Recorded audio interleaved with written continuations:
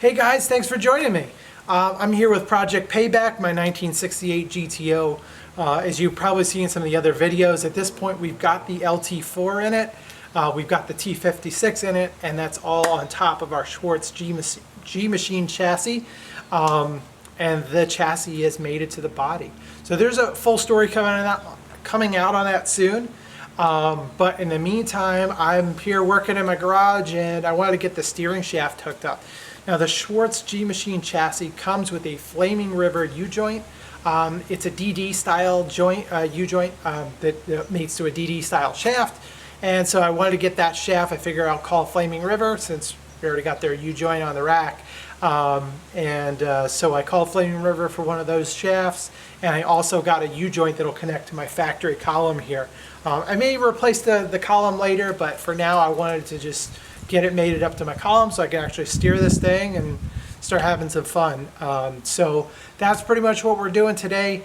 Process of putting in a steering shaft is really simple. The shafts are cut to fit, which I didn't realize at first, but as you'll see, we quickly figured that out and got it cut after we measured it. And then once it's fitting perfectly, you just dimple the shaft for the set screws and tighten it up and you're good to go.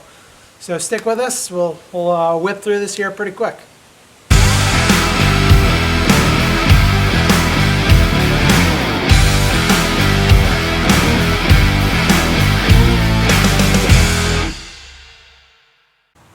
Here you can see the U-joint that's actually on the steering rack. That's also from Flaming River. Don't know if you can see that, but that came directly from Schwartz. And that sucker has got to get connected right over here to this guy, the steering column. Let's take a quick look at what we're working with. Here you can see the shaft. We want the polished version. And they were kind enough to send over a couple of U-joints. We were pretty sure we knew what we needed, but just in case they sent us two. So we'll see which one we wind up using. So this is actually the 36 spline version. We're going to give this a shot. I believe this one is correct, but we'll see.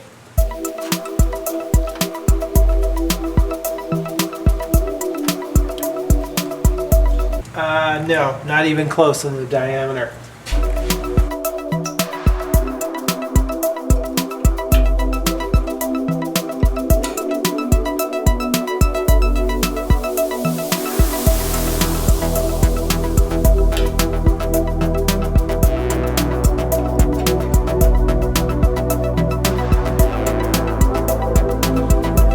So as you can see here, the shaft measures 18 inches, so we're probably about 4 inches too big at the moment. So next step,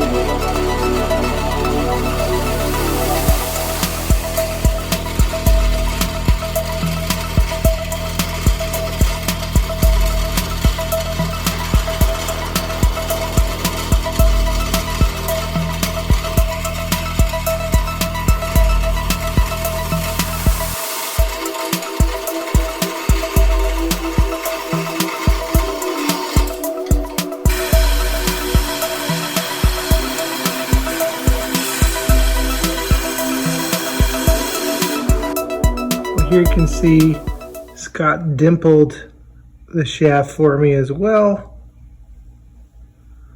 so that we can go ahead and get this thing installed, and that jam nut will grab it.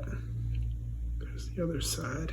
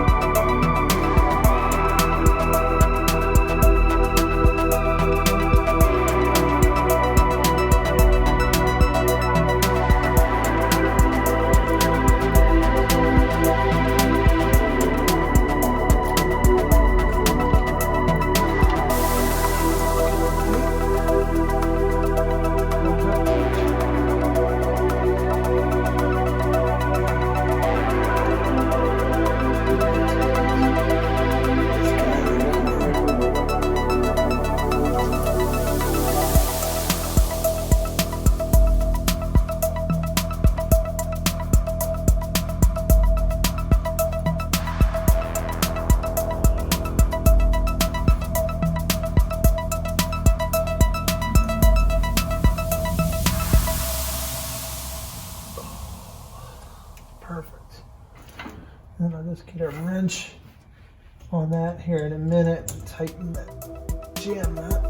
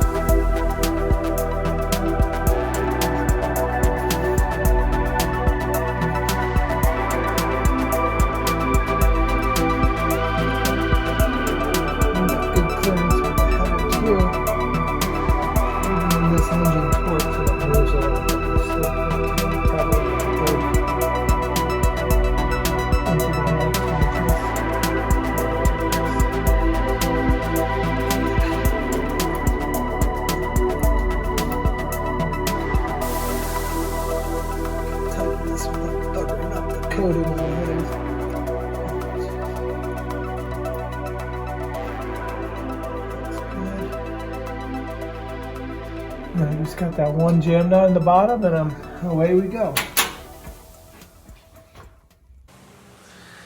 All right, guys. Well, that was it.